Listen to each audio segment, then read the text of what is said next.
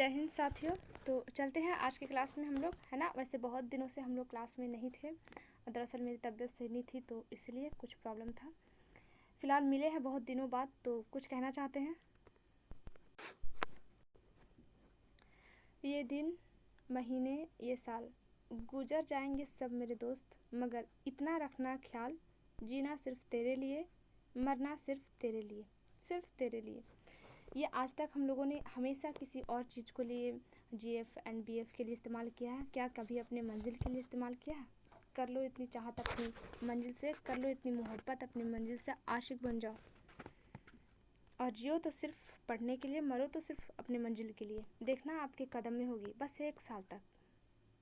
सच इश्क कर लो, कामयाबी आपकी कदम चूमेगी। तो चलते हैं हम लोगों ने पीछे सारी क्लासेस कर चुके हैं ना, बहुत सारी क्लासेस।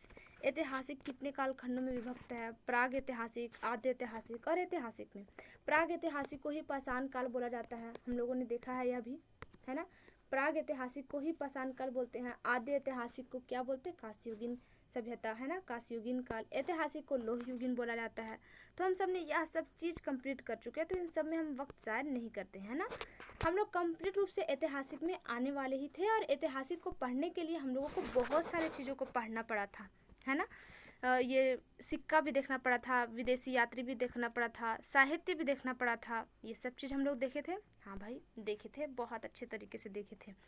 तो सिक्का से मेरे को एक सवाल, क्वेश्चन याद आ गया, तो मैं कर लूँ। आप सबको पता होगा तो बता दीजिएगा। और पता कैसे नहीं होगा? आखिर इतने मन से हम लोग ने क्लास किया था, हम इतने मन से हम लोग पढ़े थे। तो मेरा सवाल है, चमड़ा का सिक्का किस शासक ने जारी किया था? उस शासक का नाम क्या है? अच्छा मैं बताती हूँ। शासक का नाम चंद्रगुप्त मौर्य, या फिर हुमायूं, या फिर शेर शाह सूरी,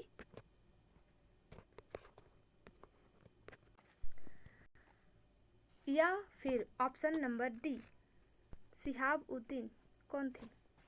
तो आंसर पता ही होना चाहिए, कमेंट बॉक्स में लिख करके और हमें बता दीजिएगा, ठीक है। फिलहाल चलते हैं हम लोग फटाक से आगे।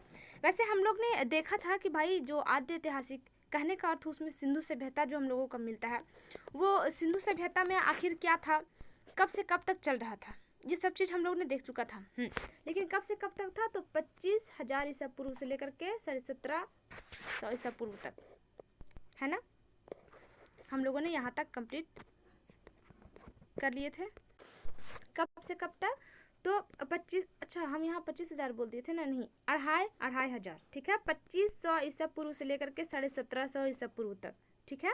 2500 ईसा पूर्व से लेकर के 1750 ईसा पूर्व तक, ठीक है।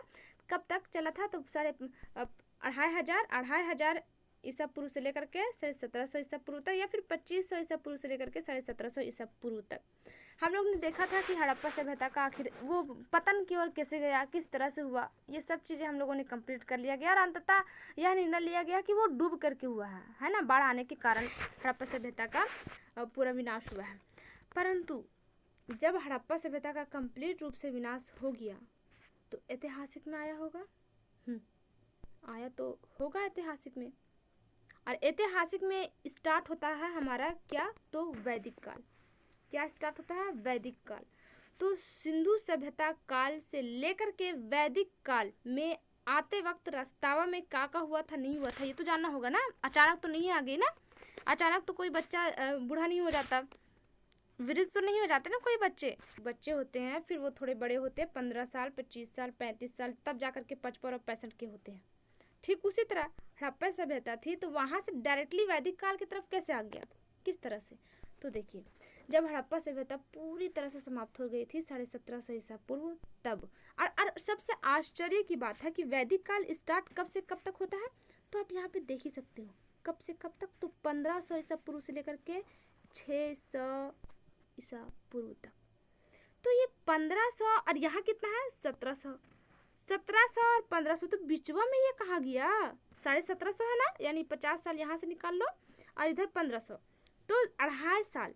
ये 250 साल गया कहाँ? गायब का हुआ? वहाँ उस टाइम क्या कोई मनुष्य थे? नहीं थे। जानवरों का वर्चस्व चल रहा था। आखिर कैसे? क्योंकि मनुष्य तो हड़प्पा सभ्यता से गुजर के वैदिक काल की तरफ आए, तब हम लोग अभी आज वर्तमान में हैं, तब आधुनिक भारत था और आधुनिक जीवन हम लोग अभी जी रहे हैं। तो आखिर वो 250 साल कौन था, क्या हुआ था उस 250 साल के बीच में? तो देखते हैं भाई उस 250 साल के बीच में आखिर हुआ कौन सी था।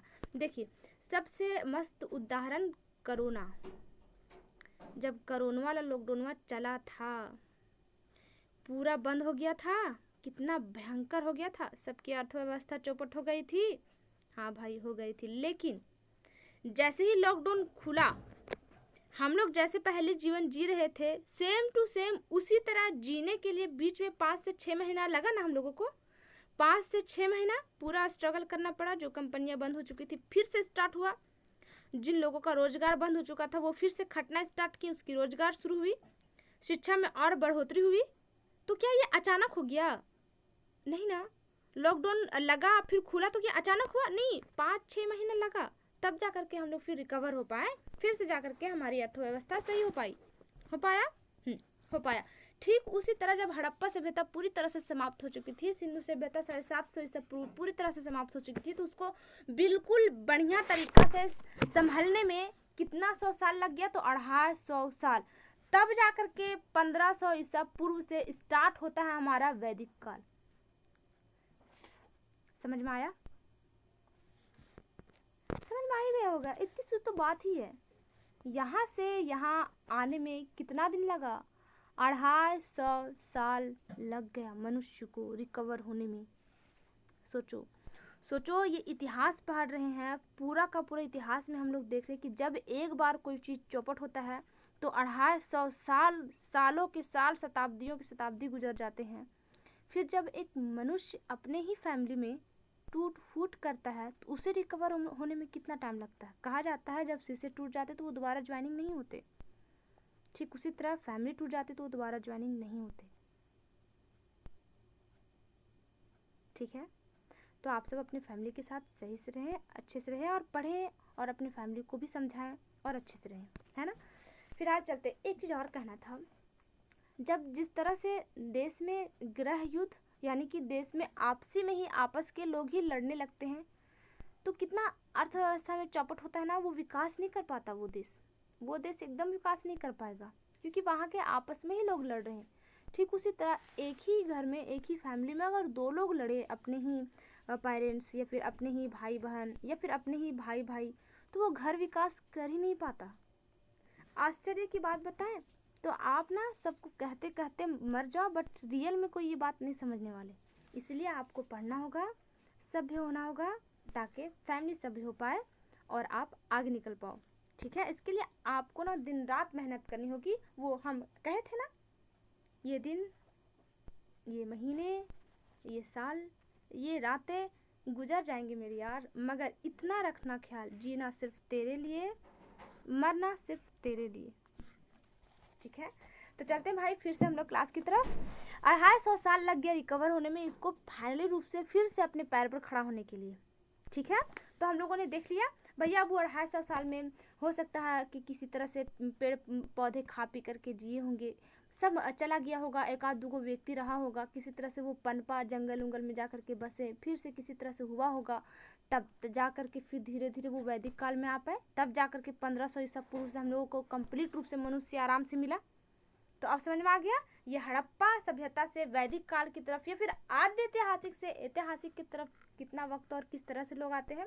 अगर नहीं समझ में आया तो एक चीज़ और समझ लीजिए, एक लड़की का ठीक इसी तरह होता है। लड़की के जीवन का, जब वो अपने पेरेंट्स के घर रहती है तो उसको वहाँ से जाने में अपने ससुराल के यहाँ मात्र कहा जाता है 3 या 4 दिन लगता है। बस उतने ही दिन में एक लड़की का जीवन पूरी तरह से तब्दील हो जाता है। जो एक आज़ाद पंछी की तरह रहती ना, उस जैसे कहते ना तोता खूबसूरत, उस तोते को एक सोने के पिंजरे में ले जा करके बांध दिया जाता है। अगर पेरेंट्स सुन रहे होंगे तो मैं उन सबसे कहना चाहूँगी कि देखिए, ज़रूरी नहीं कि अमीर हो, पढ़ा लिखा हो या फिर जॉब वाला हो तो ही अच्छा ज़िंदगी कर सकता है।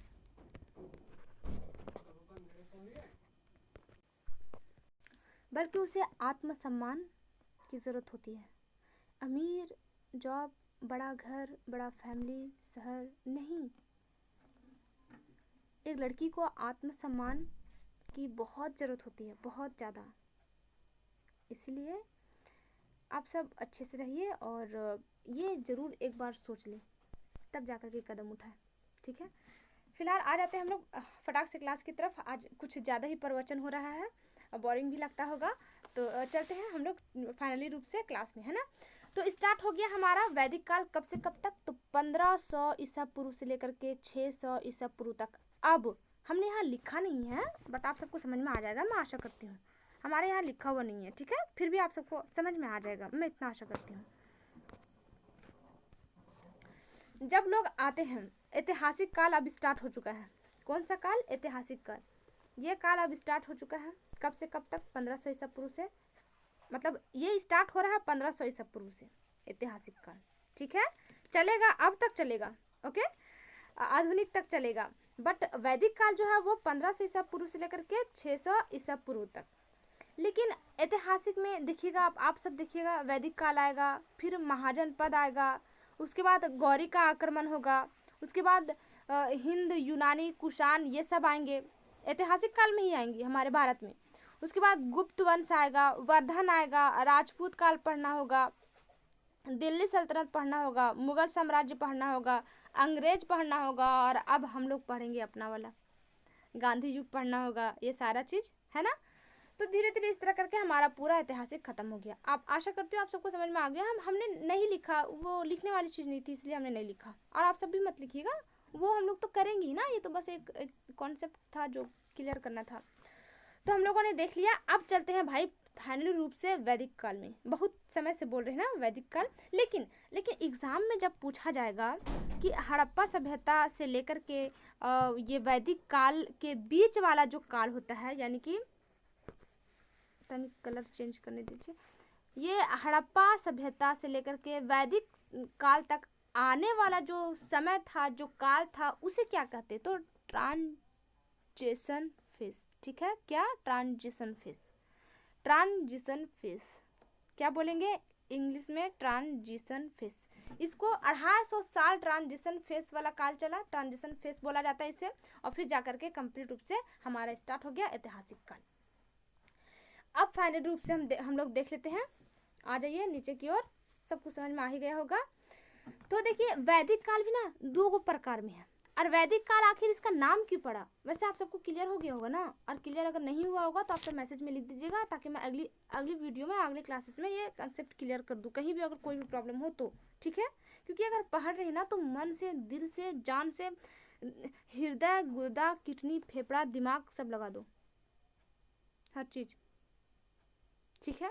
ज़्यादा करके तो दिमाग यहीं पे रखना, दिमाग के नहीं जाना चाहिए। दिल धड़का लो किसी और के लिए, किडनी बेच दो, गुर्दा निकाल दो, फेफड़ा निकाल दो, सब कुछ कर लो, दिमाग पढ़ाई में, ओके। वरना आपकी ज़िंदगी ऐसी फुटबॉल बनेगी ना, ऐसी फुटबॉल, वो स्टेडियम में जाइए जैसे खेलते हैं ना फुटबॉल को, इधर से मारो उधर से मारो, आपकी ज़िंदगी फुटबॉल की तरह हो जाएगी। इधर से मारेंगे उधर से मारेंगे, दर्द हर तरफ होगा, पर कोई आपको देखने वाला नहीं होगा, उस दर्द पर मलहम लगाने वाला नहीं होगा। आप अकेले से सकते रहेंगे किसी कोने में बैठ करके, आपको पूछने वाला कोई नहीं होगा। कहते ना अमीर और करोड़पति के पत्नी जा करके कभी उनसे पूछिएगा कैसी ज़िंदगी होती होगी उनकी। अपने पैर पर खड़ा हो जाइए, अपने से कमाइए, अपने से सक्षम होइए, आत्मविश्वास मिलेगा आपको, आत्मसम्मान मिलेगा, ठीक है। थोड़ा ही कमाइए ना, 1 रुपया ही कमाइए, लड़की लोग, गर्ल्स लोग 1 रुपया ही कमाइए, बट कमाइए।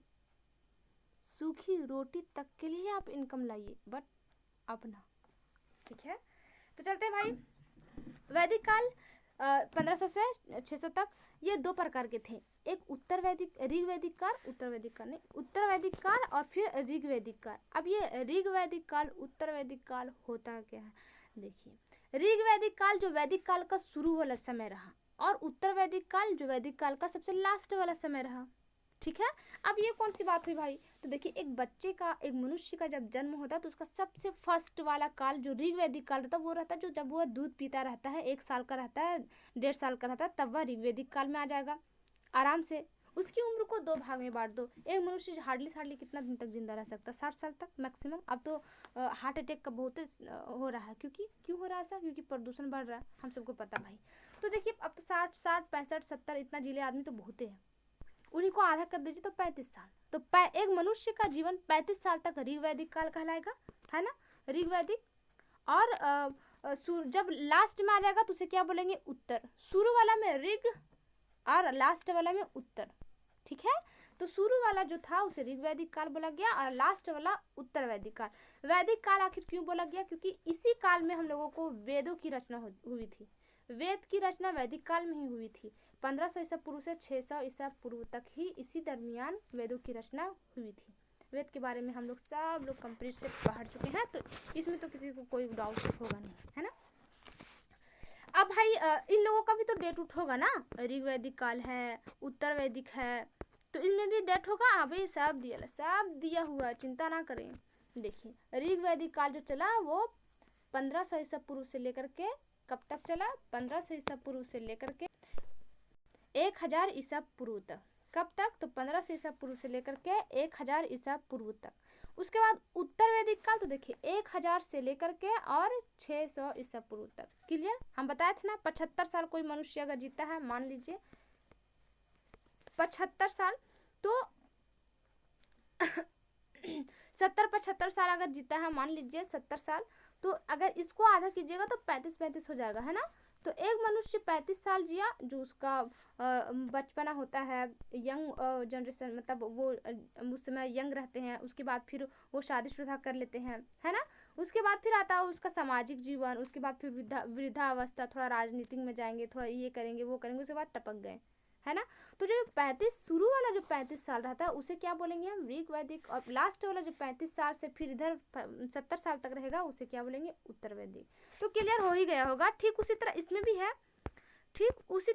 भी है, ऋग वैदिक काल जो आया हमारा वो 1500 ईसा पूर्व से लेकर के 1000 ईसा पूर्व तक, और जो उत्तर वैदिक काल आया वो 1000 ईसा पूर्व से लेकर के 600 ईसा पूर्व तक। भैया इतना तो सबको क्लियर हो गया? हाँ भाई क्लियर हो गया। अब थोड़ा और आगे पहुंच जाते ना, और आगे क्या है, आगे कैसे?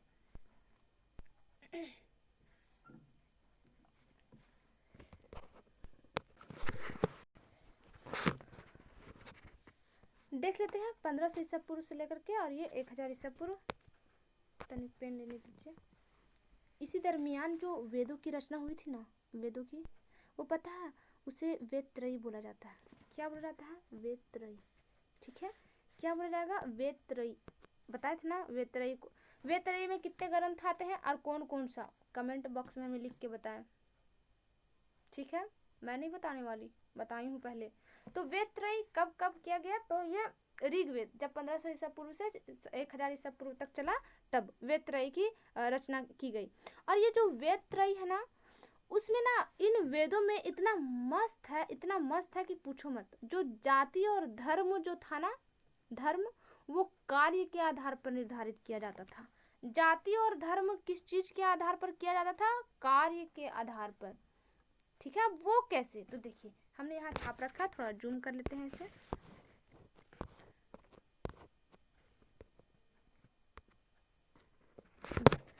देखिए वेद त्रयी में जो भी 1500 ईसा पूर्व से 1000 ईसा पूर्व के बीच में, यानी ऋग वैदिक काल में जितने भी वेद रचे गए, जो भी बनाया गया, उनमें इस प्रकार से दिया गया था। कहने का अर्थ मुख्य रूप से कितने थे? तो 4। कितने? 4 टाइप से, मतलब 4 कैटेगरी में बांटा गया था, 4 भाग में धर्म और जाति को बांट दिया गया था। और फाइनली रूप से ऊपर मान लो गॉड यानी ईश्वर, उसके बाद उसके नीचे वाले कौन कहलाएंगे? तो ब्राह्मण, उसके बाद क्षत्रिय, उसके बाद वैश्य और लास्ट में शूद्र, ठीक है। क्या क्या? तो सबसे पहले ईश्वर रहेंगे, उसके बाद ब्राह्मण लोग रहेंगे, उसके बाद क्षत्रिय, उसके बाद वैश्य, उसके बाद शूद्र। ये सब जानते होंगे, आप सबको पता होगा कि हमारे भारत में सबसे ऊंचा दिया जाता है ब्राह्मण को। और आश्चर्य की बात बताएं तो ब्राह्मण पढ़ने में भी बहुत आगे रहते हैं, बहुत आगे। कहा जाता है कि शिक्षा का जो भार बोला जाता है ना, कि घर का भार मुखिया, अपने घर के मुखिया को दिया जाता है, या फिर देश का भार पीएम मोदी संभाल रहे हैं। कहते ना, ठीक उसी तरह पूरे शिक्षा को संभाल कर रखने वाला और भार किसी के कंधों पर है तो वो है ब्राह्मण लोग। रोटी खाएंगे सूखा मतलब नहीं है, दुइये को खाएंगे चलेगा भाई, थरिया में खाएंगे, जरूरत पड़े तो वो थरिया को भी बेच देंगे, पर पढ़ाई में एकदम पीछे नहीं भाई, एकदम पीछे नहीं। हर जगह मिलेंगे आपको, हर जगह, हर हर क्षेत्र में, हर गवर्नमेंट जॉब में आपको ये कास्ट वाले मिलेंगे, जबकि क्षत्रिय ब्राह्मण इन सबको छूट भी नहीं मिलता, पता होगा आप सबको। फिर भी क्यों हम लोग काहे पीछे रह गए? कभी सोचा है? ठंडे दिमाग से सोचा कीजिएगा। और किसी ने क्या खूब कहा है, पढ़ाई के बिना जीना मुश्किल और मरना भी मुश्किल। इतना मोहब्बत, ना भूख पता चले, ना प्यास और ना दर्द, बस तू पास रहे तब, तू मेरे साथ रहे तब। कौन? हमारी मंजिल, हमारी पढ़ाई। ये अपने दिमाग, दिल, जहन, रूह, जिस्म हर जगह उतार लीजिए। आपके पास नहीं है ना कामयाबी तो आपको कोई पूछने वाला नहीं, घास तक नहीं देगा कोई। जानवर को तो हम लोग, रोड में पड़ा हुआ जानवर आह आ आकार रहा होता है, कहार रहा होता है, क्या कोई उसकी तरफ देखता है? कुत्ते की जिंदगी देखिए आप, रोड में जब उसका एक्सीडेंट हो जाता है, चपट के आदमी उसी पे चला जाता है, उसको चटनी बनाता है, पीस देता है, सिलौटी चिपका देता है रोड में, पर किसी को कोई मतलब नहीं। अगर मेहनत करके कुछ नहीं कर पाए ना तो जिंदगी इसी तरह हो जाएगी। कहाँ किस चौराहे पर आप बेकार रहेंगे कोई पता नहीं, ना आपका लाश का कोई पता रहेगा और ना ही कुछ भी नहीं होगा। इसलिए कामयाबी लीजिए जल्द से जल्द। और सबसे मज़ा वाला बात बताए तो जब आप कम उम्र में, जब 21-22 साल की उम्र में आप जब कामयाब हो जाइएगा ना तो एक अलग ही जोश, एक अलग ही जुनून मिलेगा सच में। तो चलते भाई, मेहनत करने के लिए पीछे नहीं रहना है ना। तो कितने भागों में था? वेद त्रयी यानी ऋग्वेदिक काल में धर्म और जाति कार्य के आधार पर बांटे जाते थे और कुछ इस प्रकार से। सबसे पहले ईश्वर रहते थे, गॉड रहते थे, फिर ब्राह्मण, जो भी व्यक्ति ब्राह्मण में आते वो रहते, उसके बाद क्षत्रिय, उसके बाद वैश्य और उसके बाद शूद्र। अब इन सब का कार्य जरा देख लेते हैं, क्या क्या था और कैसे कैसे था, कैसे व्यक्ति कार्य के आधार पर ना धर्म को बांटा गया था। तो कौन सा कार्य करेगा जो ब्राह्मण कहलाएगा, कौन सा कार्य करेगा जो क्षत्रिय कहलाएगा, कौन सा कार्य करेगा जो वैश्य कहलाएगा, और कौन सा कार्य करेगा जो शूद्र कहलाएगा। और जो कार्य के आधार पर जातीय धर्म बांटा गया था ना, हर घर में 4-4 धर्म के लोग मिलते थे। बाप को और धर्म का, मम्मी को और धर्म की, भाई को और धर्म की, बहना कोई और धर्म की, छोटका भाईवा को और धर्म की, हमारा दोस्तावा को और धर्म की। तो भैया देख लेते हैं, ब्राह्मण जो गॉड का मैसेज और या फिर इसका मैसेज वहाँ तक है ना। कहने का अर्थ पूजा पाठ करवाने वाले, शिक्षा को आगे ले जाने वाले, या फिर जो शिक्षा ग्रहण यानी कि हमारे जो गुरु जी रहते हैं ना, हमारे टीचर लोग, तो वो सब किस कास्ट में आ जाते थे? शिक्षा को बांटने वाले, दान करने वाले, या फिर पूजा पाठ करवाने वाले ब्राह्मण कास्ट में आ गए। उसे ब्राह्मण कहा जाने लगा कि वो ईश्वर के ज़्यादा करीब है, ईश्वर तक वो बोलेंगे तो मैसेज चला जाएगा जी। और क्षत्रिय, तो क्षत्रिय वो कहलाते थे जो अपने मतलब अपने साम्राज्य का देखभाल करे। जैसे एक राजा होता है, राजा वो ऐसे नहीं कर सकता। ब्राह्मण जो है वो कहेगा नहीं, हम तलवार नहीं उठा सकते, हम किसी भी पशुओं का जान नहीं ले सकते, है ना। लेकिन क्षत्रिय, ये इसकी मजबूरी है, ये अगर तलवार नहीं उठाएंगे, अपने किले का हिफाजत नहीं करेंगे, साम्राज्य का हिफाजत नहीं करेंगे तो उसकी जनता खुश नहीं रहेगी, खुद वो भी मारा जाएगा, इसलिए उसे उठाना पड़ता है। और जो उठाता है वो क्षत्रिय कहलाता है। जैसे वो ऊपर वाले कास्ट, जैसे अभी भी आप देखिएगा जो क्षत्रिय होते हैं, क्षत्रिय कास्ट में आते हैं, उसका खून हमेशा खौला रहता है, मतलब एकदम ताइस बाइस। अब इधर से मारेंगे, एक लपड़ मारेंगे, हमको ऐसे करेगा वैसे करेगा। ये सिर्फ बड़े वाले लोगों के अंदर नहीं है, बल्कि छोटे छोटे बच्चे भी है ना जो क्षत्रिय कास्ट में आते हैं, उसके खून में ही ऐसा है, ताइस बाइस एकदम तुरंत, क्योंकि वो लोग पहले इसी में थे, एकदम राजा महाराजा जैसे रहते ना। एक जरा सा नीचा उसके सामने ऊंचा आवाज से बात नहीं करना, वरना वो हो जाएगा, उखड़ जाएगा। खैर, तो ये लोग कहलाते थे क्षत्रिय। और वैश्य, वैश्य जो व्यापारी करते थे, व्यापारी दूसरे जगह, दूसरे स्थान में जा करके, दूसरे साम्राज्य में जा करके, दूसरे गांव में जा करके, दूसरे शहर में जा करके, दूसरे नगर में जा करके, दूसरे ग्रामीण में जा करके जो व्यापार करते थे, उन्हें क्या बोला गया? वैश्य। सामान जो बेचा करते थे, सब जानते हैं व्यापार का मतलब क्या होता है, उसे क्या बोला गया? वैश्य। और शूद्र जो जो जो दूसरों के यहाँ जा करके नौकरियां करते थे। अब उसमें तो बड़का बड़का नौकरी होगा नहीं, दूसरे के यहाँ जाओ और बर्तन मांजना है तो औरतें बर्तन मांजने लगती थी। पुरुष तो हाँ भाई बहुत सारा फसल है, उसको कटाई करनी है, उसकी बुनाई करनी है, कपड़े उपड़े हैं उसकी देखभाल करनी है, और क्या हो सकता है, खेत बाड़ी ही उस समय था, और इसी तो टेक्नोलॉजी थी नहीं, लोहा का खोज हो चुका था, अभी देखेंगे हम लोग कहाँ केने केने हुआ था, तो वहाँ तो यही सब काम कार्य होता होगा, खेत बाड़ी संभालना है, धान है, अनाज है, उसे इधर से उधर लाना है, उसे मालगाड़ी तक पहुँचाना है, तो उसमें लादने वाले ढोने वाले तो मजदूर होने चाहिए ना, तो उन मजदूरों को क्या बोला गया? शूद्र। ठीक है, तो ये अच्छा था। अब एक ही घर में मानो दादाजी जो है वो हमारे मतलब कंधा पे लेकर के अनाज को ढो करके ट्रक तक पहुंचा रहे, तो वो क्या कहलाएंगे? शूद्र। वही हमारे पापा जी आ गए तो वो बहुत बड़ा व्यापार है उनका, वो व्यापारी कर रहे हैं, वो भी उसी मंडी में काम करते हैं, बट वो हिसाब किताब करते हैं, व्यापारी करते हैं, वो बड़े बड़े बातचीत करते हैं, हाँ इधर से उधर जाना है, वो मालिक की तरह, तो वो हमारे वैश्य कहला गए।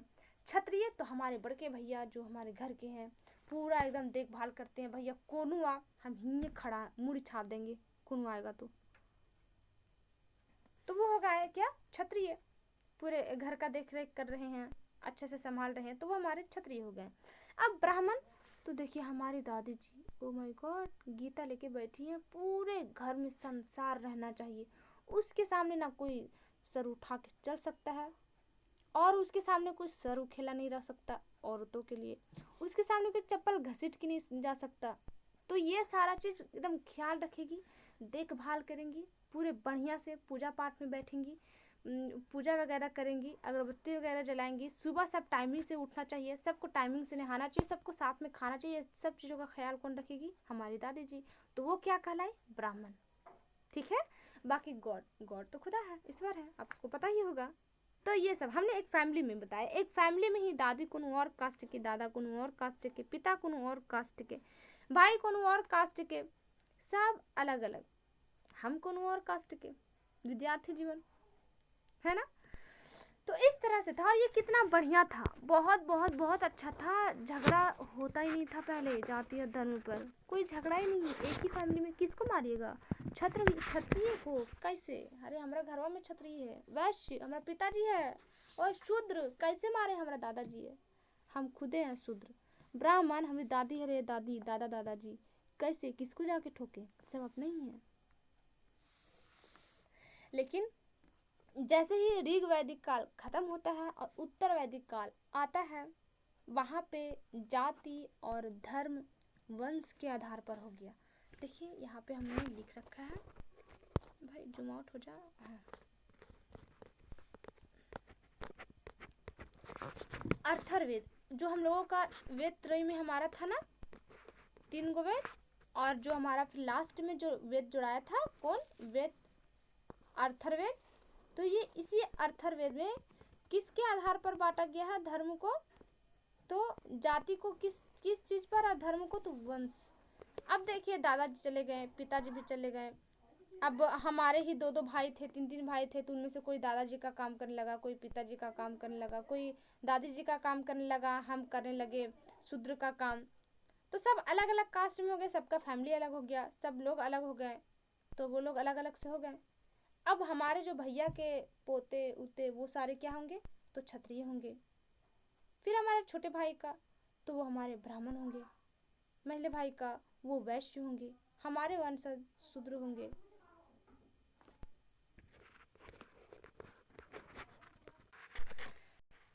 तो जैसे ही हमारा उत्तर वैदिक काल आता है, तो अर्थर्वेद में बताया गया है जाति धर्म वंश के आधार पर, और ये बिल्कुल भी ठीक नहीं रहा। पहले बहुत अच्छा था, एक ही फैमिली में बहुत सारे जाति या धर्म के लोग रहा करते थे। अब भाई देख लेते हैं कि ये जो वैदिक काल है, यहाँ पे लोग आए किधर से थे? कहीं से तो आए ही होंगे ना, तभी तो स्टार्ट हुआ, आए किन से थे? आखिर ये लोग आए किधर से थे? तो ये लोग मध्य एशिया से आए थे। आए किधर थे? तो सप्त सिंधु, के तरफ यानी हरियाणा की तरफ। मैं उसको बताने के लिए आप सबके सामने मेरे को नक्शा लाना होगा, तो थोड़ा सा वेट करें। ये रहा हमारा भारत, और भारत में आप सबको दिख ही रहा होगा हरियाणा। पहले ये पूरा का पूरा जो 4-5 हमारा दिखता है ना, उत्तराखंड, हिमाचल प्रदेश, पंजाब, हरियाणा, ये सब एक ही था, जिसे सप्त सिंधु बोला गया। क्या बोला गया? सप्त सिंधु। ठीक है, तो इधर ही लोग आए थे। कौन लोग? आर्य लोग। और आर्य लोग आए किधर से थे? तो मध्य एशिया की तरफ से आए थे, मध्य एशिया की तरफ आए थे। ठीक है, आर्य लोग। इसकी भाषा संस्कृत थी, और इसीलिए देखिएगा आप कि जो वेद त्रयी हैं, जितने भी वेद हैं वो सारे संस्कृत में मिलते हैं। हम लोग ने देखा भाई, वेद को पढ़ने के लिए उपवेद, कितना कितना सारा सब कुछ पढ़ना पड़ता है ना, संस्कृत सीखने के लिए। ये लोग आए, लेकिन इनसे पहले हमें आप सबको एक चीज़ और बताना है।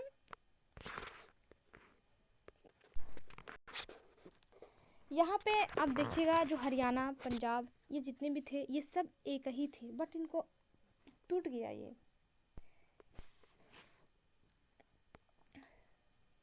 भारत के जो हरियाणा है, वहाँ पे ना मुख्य रूप से 7 नदियाँ बहती थी। कितने? 7 नदियाँ। कौन कौन सी?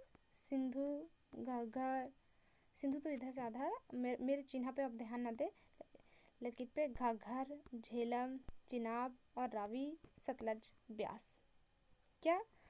सिंधु, घाघर, झेलम, चिनाब, रावी, सतलज, ब्यास, इन 7 नदियों से बना था सप्त सिंधु।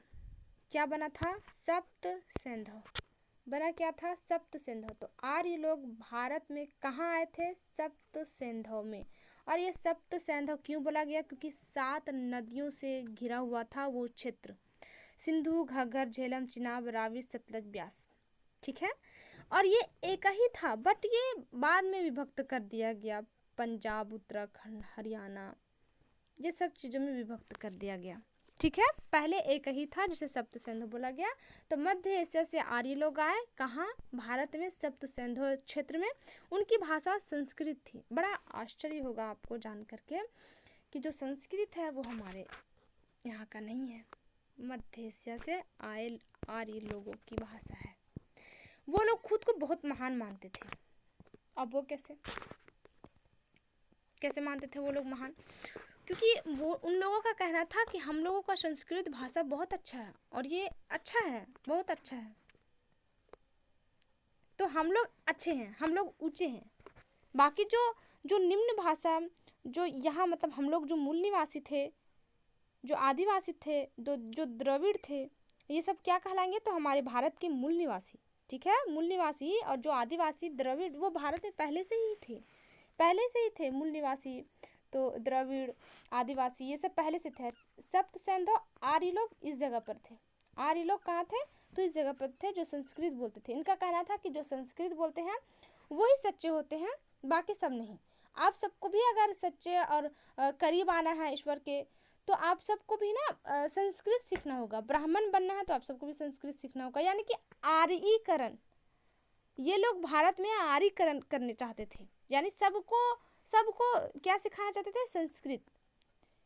अब ये आर्यीकरण मतलब आर्य ही, मतलब आर्य का मतलब ही होता है इसकी भाषा संस्कृत है, यानी सबको यह संस्कृत भाषा सिखाना चाहते थे, सबको आर्य बनाना चाहते थे। तो जो संस्कृत जानता था उसे आर्य बोला जाता था, जो नहीं जानते थे उसे मूल निवासी, आदिवासी या फिर द्रविड़। अब इन लोगों का कहना था कि हम लोग अगर जानते हैं ये सब चीज़ें, तो हम लोग जैसे कहते हैं ना कि शिक्षा जानते हैं, एक शिक्षक का उत्तरदायित्व होता है, उसका फर्ज होता है कि वो उस शिक्षा को अपने तक सीमित ना रखे, बल्कि वो फैलाए, समाज में फैलाए। ठीक उसी तरह इनका कहना था कि हम लोग जानते हैं संस्कृत, इन भाषा को, तो क्यों ना हम लोग पूरे भारत में सबको सिखाएं, सब पूरे भारत को आर्यीकरण करें। तो निकले दक्षिण भारत की तरफ और उत्तर भारत की तरफ भी लोग निकले आर्यीकरण करने के लिए। तो भैया कौन कौन लोग थे, उन लोगों का नाम जान लेते हैं। दक्षिण भारत आपको पता ही होगा, इस इलाके में होता है। तो दक्षिण भारत की ओर आर्यीकरण करने के लिए निकले अगस्त ऋषि। कौन? अगस्त ऋषि। जैसे बुजुर्ग लोग नहीं कहते हैं कि बच्चे भटक रहे हैं तो उनको समझाना संभालना हम लोगों की जिम्मेदारी है। ठीक उसी तरह इन लोगों का भी कहना था, आर्य लोगों का भी कहना था कि भैया हम लोग जानते हैं संस्कृत भाषा, ऋग्वेद पढ़े हैं, सब चीज़ जाने हैं, तो क्यों ना पूरे भारत को बताया जाए, ये हमारा उत्तरदायित्व है। तो अपने उत्तरदायित्व को निभाने के लिए एक व्यक्ति चले गए दक्षिण भारत की ओर, जिसका नाम क्या था, अगस्त ऋषि, और उत्तर भारत की ओर राजा को दिया गया। किसे दिया गया? दक्षिण भारत की ओर ही थे ना आदिवासी, द्रविड़, मूल निवासी, इधर ही थे द्रविड़, मूल निवासी, आदिवासी लोग, बाकी ऊपर में तो राजा महाराजा लोग ये सब अधिक थे। तो ऊपर जो उत्तरी भारत जो हमारा आता है, उधर राजा को दिया गया जिम्मेदारी की, लीजिए आप आर्यकरण कीजिए, हमने आपको आर्य बना दिया, यानी आपको संस्कृत सिखा दिया, अब आप आर्यकरण कीजिए। अब वो राजा का नाम क्या था? तो राजा विदेह।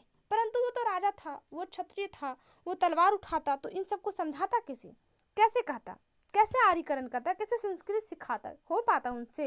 नहीं हो पाता। इसीलिए राजा विदेह ने एक व्यक्ति को चुना और उसका नाम क्या था? गौतम राहुगढ़। तो गौतम राहुगढ़ उत्तर भारत की ओर आर्यकरण करने लगे, और दक्षिण भारत की ओर कौन? तो अगस्त ऋषि। कौन? अगस्त ऋषि। दक्षिण भारत की ओर अगस्त ऋषि और उत्तर भारत की ओर कौन करने लगे? तो गौतम राहुगढ़। क्या गौतम राहुगढ़ को मिला था जिम्मेदारी? नहीं, राजा विदेह को मिला था, बट वो राजा थे, अपने साम्राज्य को संभालते या फिर आर्यकरण करते, इसलिए उन्होंने गौतम राहुगढ़ को दे दिया। ठीक है, तो आज की क्लास जो थी वो हम लोग यहीं पर समाप्त करते हैं। आशा करते हो आप सबको समझ में आया होगा। कहीं कोई डाउट होगा तो कमेंट बॉक्स में लिख दीजिएगा, या फिर मेरा व्हाट्सएप है, वहाँ पे आकर के आप सब जो भी कन्फ्यूजन होगा वो क्लियर कर लीजिएगा। ठीक है, मिलते हैं फिर अगले क्लास में, तब तक के लिए जय हिंद।